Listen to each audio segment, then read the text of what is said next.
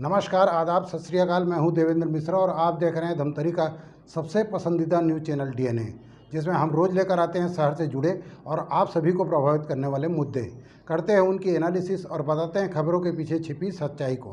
गहराई से परख होती है हर उस घटना की जो खबरों की भीड़ में आम होकर गुम सी हो जाती है। हम लेकर आते हैं परिचर्चा कार्यक्रम, मीडिया की चौपाल और वार्ड परिक्रमा, जिसमें शहर के प्रतिष्ठित लोग शहर हित की बातें बेबाकी से रखते हैं। बहरहाल, आज हम लेकर आए हैं अपने जिला ब्यूरो की ग्राउंड जीरो से रिपोर्ट। देखिए क्या है आज की ताजा तरीन घटना। धमतरी के रुद्री में स्थित साहू समाज भवन में साहू समाज के द्वारा आयोजित श्री शिव महापुराण कथा के तीसरे दिन कथा व्यास आचार्य श्री राम प्रताप शास्त्री जी महाराज ने कहा कि शिव पुराण की कथा सुनना बहुत ही मंगलकारी है। सावन व पुरुषोत्तम मास में यह दुगना फल प्रदान करता है। महाराज जी ने शिव पुराण की महिमा का बखान करते हुए कहा कि शिव कथा इस कलयुग में कल्प वृक्ष के समान है। यह सभी प्रकार की मनोकामना पूर्ण करने वाली है। यह गृहस्थ आश्रम में सुख शांति प्रदान करती है। शिव महापुराण कथा सुख संपत्ति और वैभव प्रदान करने वाली है। शिव महापुराण की रचना खुद बाबा महादेव ने की और रचना कर सबसे पहले अपने परम प्रियगण श्री नंदीश्वर को सुनाई। उन्होंने कहा कि जीवन में उन्नति के लिए 3 मार्ग होते हैं: ज्ञान मार्ग, कर्म मार्ग और भक्ति मार्ग। तीनों मार्ग आवश्यक हैं। ज्ञान में होश है, कर्म में उपलब्धि और भक्ति में समर्पण। अतः तीनों ही जीवन को पूर्णता की ओर ले जाते हैं। किसी का महत्व किसी से कम नहीं है, कोई किसी का प्रतिद्वंदित नहीं है। तीनों अलग अलग हैं, बल्कि एक दूसरे से जुड़े हैं। आप समय की मांग के अनुसार तीनों में से किसी को किसी की तुलना में श्रेष्ठ तो बता सकते हैं, लेकिन किसी को किसी की तुलना में कमतर नहीं बता सकते। महाराज जी ने कहा कि आज की व्यस्त भरे जीवन में हर आदमी समस्या को लेकर घूम रहा है। जिसे देखो वो तनाव में है। महादेव के पास हर समस्या का साधन होता है। उनकी कृपा दृष्टि जिस पर रहती है वो व्यक्ति कभी भी गलत राह पर नहीं चलता। इसीलिए कहा गया है कि सफलता अर्जित करनी है तो भगवान शिव के निर्देश को समझना जरूरी है।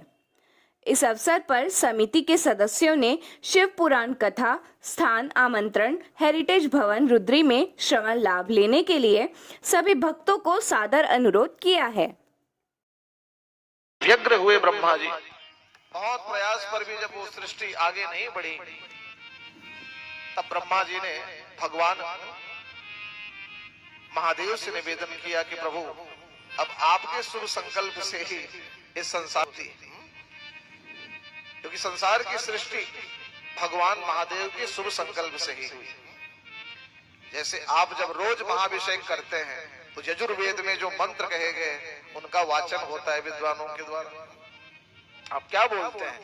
सब विद्वान पाठ करते हैं, जज्जाग्रतो दूरमुदैति दैवन्त दुसुतस्य तथैवैति दूरंगमन ज्योतिखान ज्योतिरेकं तन्मे मनः शिव संकल्पमस्तु। ये 5 ऋचाएं आप सर्वप्रथम जब अभिषेक प्रारंभ होता है तो आप इन 5 ऋचाओं को सबसे पहले सुनते हैं। देखिए, वेद मंत्रों को सुनने का आनंद लीजिए, ये दुर्लभ होते हैं। वेद मंत्रों का वाचन जहां तक होता है, बड़े बड़े वैज्ञानिक यंत्रों से सिद्ध किया गया कि जहां तक वेद ध्वनि गुंजायित होती है उस परिधि में सारे दोष, सारी कृतियां, जितने भी भयंकर तत्व, नकारात्मक जो ऊर्जा है वो सब समाप्त हो जाती है जब वेद मंत्रों का वाचन होता है। वेदों की उस शक्ति को हम सबको समझना पड़ेगा। दादुर ध्वनि, जैसे मेंढक जो टर्राते हैं, जो दादुर ध्वनि कही जाती है, वही दादुर ध्वनि से सस्वर वेद मंत्र का पाठ यहाँ होता है। आप सब उसका परम लाभ लेते हैं और यही तो इस कथा के आयोजन का उद्देश्य भी है। भाई, हम तो अपने जीवन में पुण्य अर्जित करें, लेकिन लोक और समाज में जो आज शास्त्रीय विधियों का विलोप हो रहा है, आयोजन विशाल से विशाल हो सकते हैं, लेकिन उन आयोजनों में विधि निषेध का विशेष ध्यान रखना चाहिए। जैसे हमने अनेकों बार ये चीजें देखी और हम व्यासपीठ से कर भी रहे थे। आप लोग बहुत सुंदर यहाँ शिवाभिषेक कर रहे हैं और सुंदर पीतल के पात्रों में आपने भगवान शिव जी के विग्रहों को स्थापित किया है। हाँ? बात हुई थी और कुछ पात्र न हो तो लौह पात्र आ जाए, पर अच्छी से अच्छी चीजें भगवान को निवेदित करनी चाहिए। यहाँ खुद हम चांदी की थालियों में पा रहे हैं और शिवाभिषेक का जब समय आ गया तो जर्मन के पात्र में भगवान महादेव को लोग रख देते हैं। ध्यान दीजिए आप, अष्ट धातुओं में ये जो जर्मन नाम की जो धातु है इसका कोई स्थान नहीं, ये सबसे निकृष्ट धातु मानी गई। और उस सबसे निकृष्ट धातु में आप भगवान भूत भावन महादेव को पधरा करके अभिषेक करेंगे तो विधि निषेध भी तो होता है। आपके पास नहीं है पात्र, आप मिट्टी के पात्र में रख लीजिए, कोई बात नहीं। मिट्टी का पात्र भी नहीं है तो एक पत्तल में एक दोना बना लीजिए। हम कह रहे थे ना कि सुंदरता पर मत जाइए, पवित्रता पर ध्यान रखिए। इसलिए ये जो कार्य हो रहा है ये केवल आप लोगों के लिए नहीं, ये आने वाली पीढ़ियों के लिए भी ये एक शिक्षा है कि कोई भी सत्कर्म करें तो उसमें विधि विधान का विशेष ध्यान रखें। हम सबसे निवेदन करते हैं ये कर्म जब हम कर रहे हैं तो वो कर्म जो है शास्त्रोक्त होना चाहिए। मनमुखी कर्म हम ना करें, बड़े कोई बहुत बड़ा समायोजन हम ना कर पाए, लेकिन जितना भी करें उस पर विधि विधान का विशेष ध्यान रखें। इसलिए ये दिव्य समायोजन भूत, वर्तमान और भविष्य, ये तीनों के लिए प्रेरणा। आप लोगों की आने वाली पीढ़ियां जब इस द्वादश ज्योतिर्लिंग महोत्सव को भविष्य में देखेंगी हाँ तो उनको भी प्रेरणा मिलेगी कि हाँ भाई हमारे पूज्य जनों ने ये शुभ कर्म किया तो हम भी अपने जीवन में इन शुभ कर्मों को धारण करें, क्योंकि हम जब शुभ कर्म करेंगे तो हमारी आने वाली पीढ़ियां शुभ कर्म करेंगी। हाँ? आज सबको इस बात की चिंता होती है ना, सब इस बात को हमारे सामने रखते हैं कि गुरुजी अपने संतानों को हम सब कुछ तो दे रहे हैं, हाँ? धन, वैभव, संपदा, ऐश्वर्य, उचित शिक्षा, लेकिन संस्कार कैसे दें? हाँ? संस्कार कैसे दें? हाँ?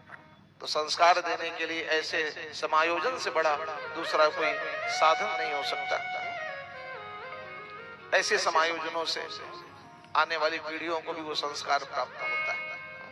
हम करेंगे तभी हमारी आने वाली पीढ़ियां करेंगी।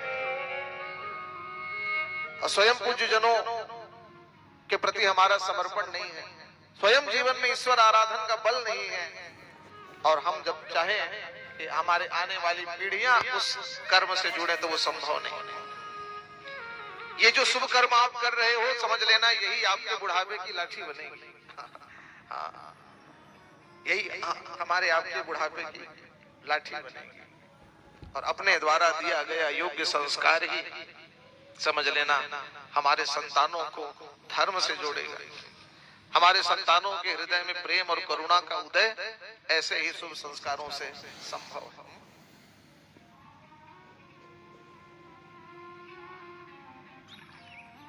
तो बहुत प्रयास किया ब्रह्मा जी ने, लेकिन जब उनकी सृष्टि विस्तारित नहीं हो पाई तो वेदपति ब्रह्मा जी पर भगवान महादेव ने कृपा की, क्योंकि संसार में महादेव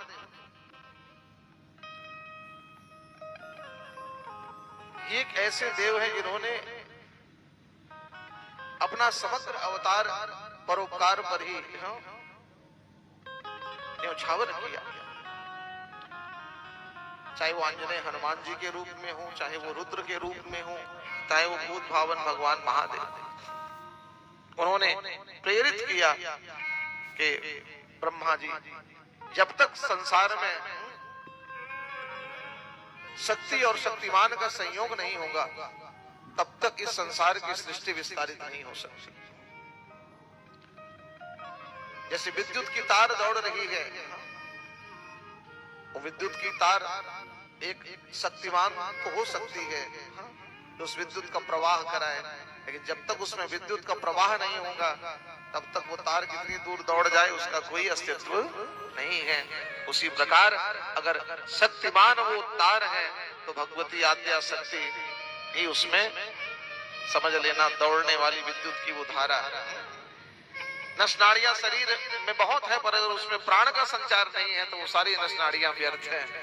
इसलिए भगवान महादेव शरणागत जब ब्रह्मा जी हुए तो भगवान महादेव ने अद्भुत उपदेश दिया और सृष्टि की रचना का मूल सिद्धांत उन्होंने ब्रह्मा जी को मैथुनी सृष्टि के रूप में बताया और उन्होंने सिद्ध किया कि एक अद्भुत स्वरूप मैं आपको अपना एक अवतार रूप में और प्रदान करता हूं ब्रह्मा जी, जिससे आपको प्रेरणा मिलेगी कि इस संसार में केवल पुरुष मात्र की सत्ता से सृष्टि आगे बढ़ जाए ये असंभव है। जब तक उस नर के साथ नारी का समावेश नहीं होगा, जब तक इन दोनों की सृष्टि इस संसार में नहीं होगी, तब तक इस संसार की उत्कर्ष की भावना जो आप मन में रख रहे हैं वो संभव नहीं है। और तब भगवान बुद्ध भगवान ने ऐसी कृपा की कि अपने शुभ संकल्प से भगवान महादेव ने अपने एक दिव्य अंशावतार अर्धनारीश्वर को ब्रह्मा जी के समक्ष प्रकट किया। बोलिए अर्धनारीश्वर भगवान की।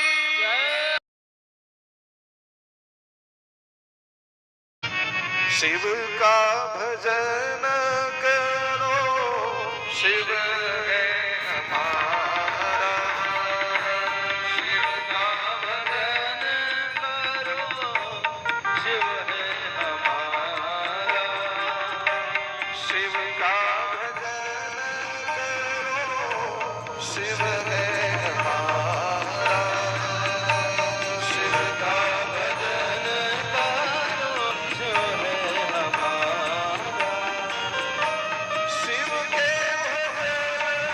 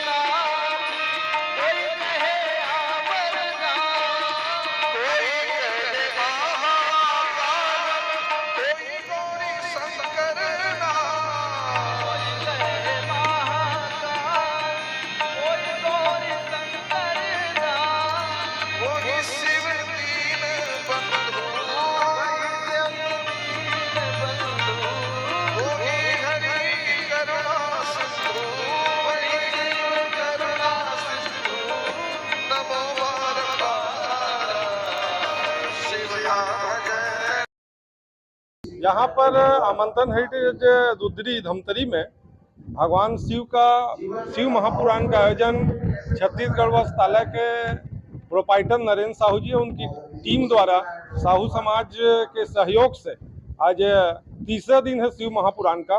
तो निश्चित रूप से भगवान शिव का ये पुरुषोत्तम मास है, जो सौभाग्य से बहुत वर्षों बाद ऐसा अवसर आता है जो भगवान शिव का आराधना और शिव महापुराण का कथा श्रवण करने के लिए हम सब श्रद्धालुओं को अवसर मिलता है। तो ये इस आयोजन के लिए हम तो बधाई देना चाहते हैं कि नरेंद्र जी उनके परिवार को और हमें आमंत्रण हेरिटेज परिवार को कि भगवान शिव की महापुराण के माध्यम से भगवान शिव की महिमा के बारे में हम सबको कथा श्रवण करने की अवसर मिलेगा। मैं तो यहाँ के जितने भी, क्योंकि ये धर्म की नगरी है धमतरी, तो मैं सभी श्रद्धालुओं से आग्रह करूंगा, निमंत्रण देना चाहता हूं कि आप भी आइए। दोपहर 2 बजे से लेकर के शाम 7 बजे तक यहाँ कथा का आयोजन किया जाता है। तो समस्त धर्म प्रेमियों से मैं सादर निवेदन कर रहा हूँ कि आप लोग समय निकाल करके भगवान शिव की आराधना करके भगवान शिव की कथा श्रवण करने के लिए मैं सादर निमंत्रण भी देता हूँ। हर हर महादेव। मैं सुनील साहू, आयोजन समिति का सदस्य। हम लोगों का एक पुरुषोत्तम सावन का महीना है, इसे सावन के माह में सबसे अधिक और भगवान की कृपा पुरुषोत्तम मास में यह भगवान की कृपा से यह शिव महापुराण का जो मन में एक इच्छा थी कराने की, वह यह योजना सफल हुई भगवान के असीस कृपा से। और हमारे जो पूज्य गुरुदेव श्री हैं बेमेतरा से आए हुए हैं, उनने सहर्ष स्वीकृति प्रदान की हमारे इच्छा को जानते हुए। और इस शिव महापुराण के साथ साथ 12 ज्योतिर्लिंग गुरुदेव श्री ने लाया है, जिसका कुछ ही समय में बेमेतरा क्षेत्र में एक भव्य मंदिर में स्थापना होना है। उस दिव्य शिव 12 ज्योतिर्लिंग का हम यहाँ रोज प्रतिदिन पूजन करते हैं, सहस्त्रार्चन करते हैं, अभिषेक करते हैं। यह बहुत बड़ा आनंद और मंगलमय दिवस है। और यह 1 तारीख से सुलभ हो रहा है। 1 तारीख से 8 तारीख तक यह प्रयोजन कार्य चलता रहेगा।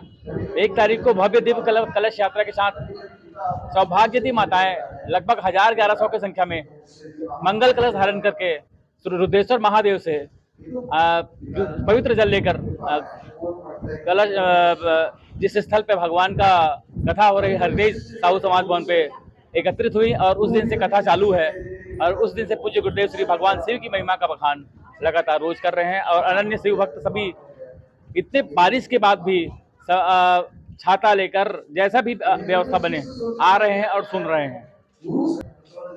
मैं सभी धमतरी क्षेत्र के वासियों से विनम्र अपील करता हूं कि दिनांक 1 अगस्त से 8 अगस्त तक यह शुभ कार्य चलता रहेगा। और पुरुषोत्तम माह है, तो आप सबसे मेरा सादर अनुरोध है कि जैसा भी बन पड़े आप सुबह से शाम तक यहाँ आए और इस शिव महापुराण का लाभ लें। साथ ही दोपहर का भोजन भंडारा है, रात्रि का भोजन भंडारा है, उसका भी लाभ लें। मैं अभी से आप सभी से विनम्र अपील करता हूँ। आज शिव महापुराण का तृतीय दिवस है। प्रथम दिवस में पूरा शोभा यात्रा हुआ है। हमारे महाराज जी श्री राम प्रताप शास्त्री जी बेमेतरा से आए हुए हैं। और इस दिव्य आयोजन में हमारे द्वारा रोज 12 ज्योतिर्लिंग का पूरा अभिषेक, सहस्त्रार्चन, पूजन किया जा रहा है, जिसका प्रतिफल क्षेत्रवासियों के साथ पूरे हमारे सदस्यों को भी मिल रहा है। और पूरा दोपहर 2:30 बजे शिव महापुराण का आयोजन किया जाता है, जो संध्या 7 बजे के आसपास तक चलता है। और उसके बाद भोजन प्रसादी की व्यवस्था है। और पूरे क्षेत्र के धर्म प्रेमियों से निवेदन करता हूं कि वो इस आयोजन में अपनी सहभागिता प्रदान करें और कथा का लाभ लेकर अपने जीवन को धन्य बनावें। ओम नमः शिवाय। हमारे सनातन धर्म में श्रावण का महीना बहुत ही पावन और पवित्र माना गया है। इस वर्ष सावन का महीना 2 बार है, जिसे पुरुषोत्तम मास के रूप में कहते हैं। और इस पुरुषोत्तम मास में हमारे यहाँ छत्तीसगढ़ वस्त्रालय नरेंद्र भाई के द्वारा और सभी सामाजिक बंधुगण के सहयोग से यह कार्यक्रम शिव महापुराण का आमंत्रण हेरिटेज में आयोजित है। भगवान शिव की गाथा तो अपरंपार है, उसको हम अपने छोटे से रूप में मुखारविंद करे, यह संभव नहीं है। भगवान शिव की कृपा से यह कार्यक्रम यहाँ पर हो रहा है और सभी क्षेत्रवासियों को, धमतरी वासियों को हम अपील करते हैं कि कार्यक्रम में आए और कथा का आनंद लें। हर हर महादेव। समुद्र का मंथन हुआ तो कई प्रकार के रत्न मिले, उसमें विष भी मिला और अमृत भी मिला। अमृत तो देवता पी गए, लेकिन विष को शंकर जी पी गए। जो अमृत पिए वो देव हो गए और जो जहर पिए वो महादेव हो गए। इसलिए कालों के काल महादेव। बोलिए हर हर महादेव, बोलिए शिव शंकर महादेव भगवान की जय। आज धमतरी के पावन धरा पर सावन का महीना है और हम शिव भक्त जो है सावन के महीने में शिव पुराण की कथा का आयोजन करा रहे हैं। और धर्म की नगरी है धमतरी, जैसे कि यहाँ के धर्मवासी लोग सुनने के लिए हमेशा यहाँ पर आ रहे हैं और अपने कथा श्रवण का लाभ ले रहे हैं। और धमतरी को के साथ साथ अपने परिवार के साथ साथ धमतरी को भी शिवमय कर रहे हैं। हर हर महादेव। तो ये था शहर में घटने वाली खबरों का सार। हम लेकर आते रहेंगे अलहदा तरीके से हर उस घटना को और एनालिसिस करते रहेंगे खबरों की। आप बने रहिए हमारे साथ डीएनए न्यूज़ पर। हमें उम्मीद है कि आपकी विश्वास की कसौटी पर हम सदा खरा उतरेंगे। ये आपका अपना चैनल है। जय हिंद, जय छत्तीसगढ़, जय धमतरी।